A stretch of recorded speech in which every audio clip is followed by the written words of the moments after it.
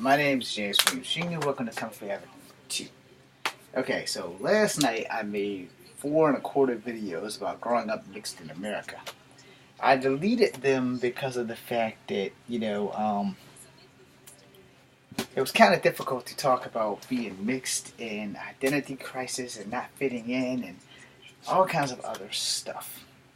The base of my video was the fact that no one prepares you when you're mixed what you have to go through on your first day of school to your last day of school. And with college, it wasn't really that bad. In the Army, it wasn't really that bad. But all through life, from kindergarten to probably like my first year of college, it was always something, alright? It was something that I wasn't prepared for. It was something that I honestly truly think that there should be classes to prepare children of mixed ethnicities for. And they do have a TV show coming out called Mixed-ish. I'm still never going to say that right. But anyway, that being said, it's a spinoff from Blackish. But I wanted to make this video to make up for the videos that I deleted. In the videos I deleted, I went into a lot of detail of things that happened in my life. Dates might not be accurate. Events happened, but I've had a couple of concussions, so my memory isn't 1,000% correct. And rather than tell you a lie and post it, I decided to delete them and just come and make another video. So I'm making another video, this one here, because of the simple fact that, it's better for me to try to do it right than to try to recover and have people say, oh yeah, that never happened, or this never happened. Well, it did happen, I just probably remembered it wrong. I think I have a lot of that going on in my head, and it's not old age, it's just that I've had a couple of brain injuries I'm not proud of, but I have had some brain injuries. Yeah, to be honest, it's never because I've never been knocked out in a fight. I have been knocked out at least twice due to playing sports, which is why I don't do sports. I have Miss Early to think of for the 5th grade incident where 2 objects of incredible size and strength. Just kidding. He was the irremovable object. I was the irresistible force. He got up. I didn't. He was Gladiator. I was Colossus. So that shit just didn't work out in my favor. And no, the building didn't drop on me. I just got knocked out when we hit heads.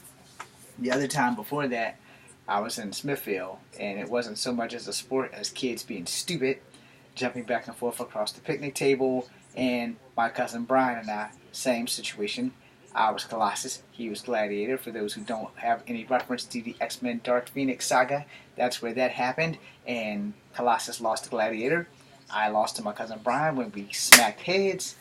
I hit the ground, so I had a double whammy, 1 injury in the front, 1 injury in the back, and I had a big goose egg. So I've had a couple of concussions, so my memory won't always be 1,000% right, but I haven't forgotten anything bad that's ever happened to me. You can chalk those 2 things up as 2 bad things that happened to me. So, being mixed, not being prepared for what you face when you enter school. This is a concept that no one really talks about. This is a thing that people should prepare you for, because when you are mixed, you will go through a shitload of emotions. You will go through things that normal people who are black or white or Asian won't really understand, because they're the ones that's causing you the grief. Alright? So, I've made this statement before, I'll make it again. I tend to get along better with Asian people than I do with blacks and than I do with whites. Alright?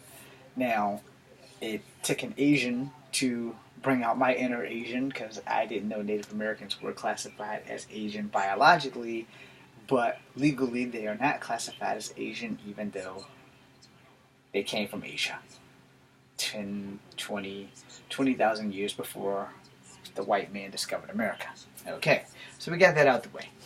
Now, as for that, not knowing, not embracing, that's kind of my family's fault. My dad never explained to me that her mom were both Cherokee Indian. we just lived off black stuff.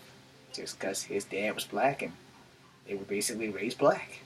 They never talked about reservation stuff, although Grandma Ada spent a right good amount of time talking to me from my age of 6 to whenever the hell she died. You know, I didn't retain everything. And she never taught me Cherokee language. So that doesn't help at all. Now, my grandma on my mom's side is also Cherokee. She was not raised on a reservation. She was raised by black people. She may be half black. We don't really know her full story.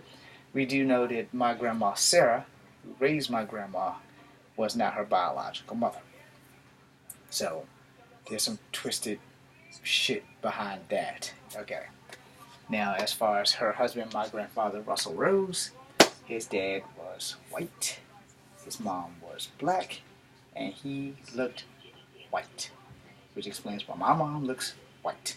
Which also explains why all of my family on my mom's side are either this brown, this yellow, or have an off-white color. Those are the lucky ones to have an off-white color. I wish I had that color, because I'd be trick white man, like Dave Chappelle said. Anyway, that's neither here nor there. The point of this video was that we don't prepare our mixed children for the hardships and the joys of being mixed. And when you go to school, your life isn't going to be the same as it is at home.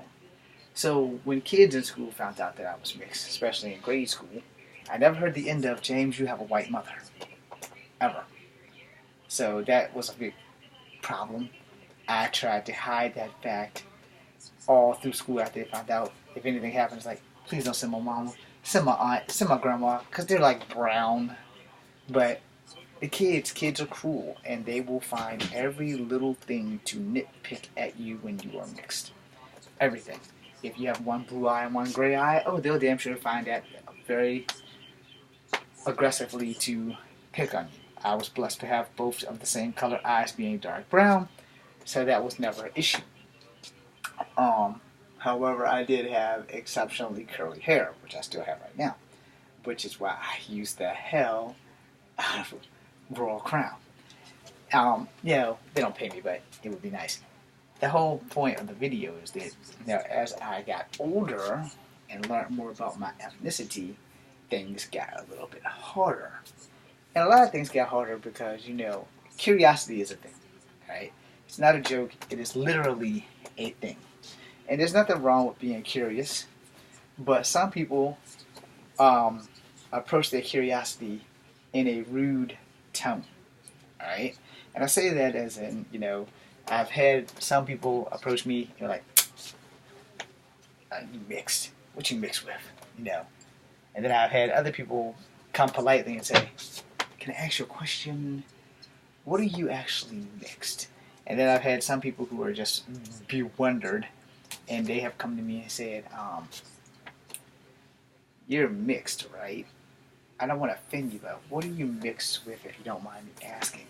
And then my retort is, I get this all the time, so I will answer you with what I have been told. We are Cherokee, we are black, and we are white. If we're anything else, I won't know until I hit that 23andMe. So, you know, you go through these things, and you're never prepared for it from a child. So if I have a child, which will probably be a mixed child, you know, I want to definitely sit down with him or her and have them prepared for the cruelty of other children.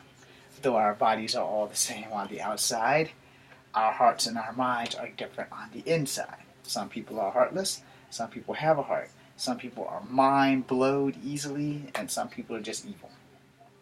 So you need to prepare your children for that. But most of us don't know how to prepare our children for that. So you have to, before your kid even hits school, you should really have a sit-down talk with them, something my mom didn't do because she's dumb. But you know, kids are cruel, one, because they're innocent and don't understand what the difference is between being cruel and actually asking an important question. Alright?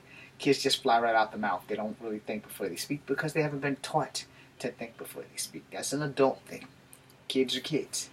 Most of them are cruel because they want to be in with the in crowd instead of being the wallflower like me or the lone wolf or whatever.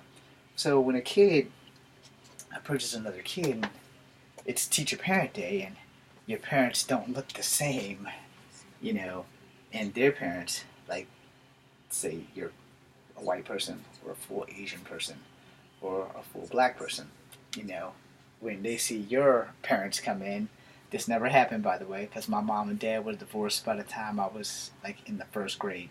I think they might have been divorced before that because I don't recall dad ever coming with me to Berlin School, but mom did.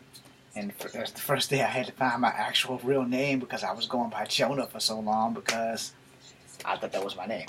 I read comics when I was 3. Jonah Hex was the first comic I ever touched, and I thanked them for that.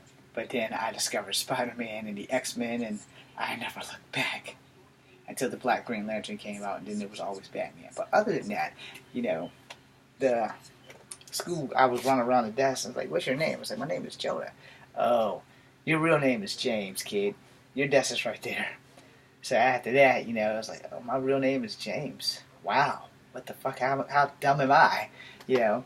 But then, you know, when my mom came to school, the first time I got in trouble was when I hit the girl in the mouth for calling me a nigger.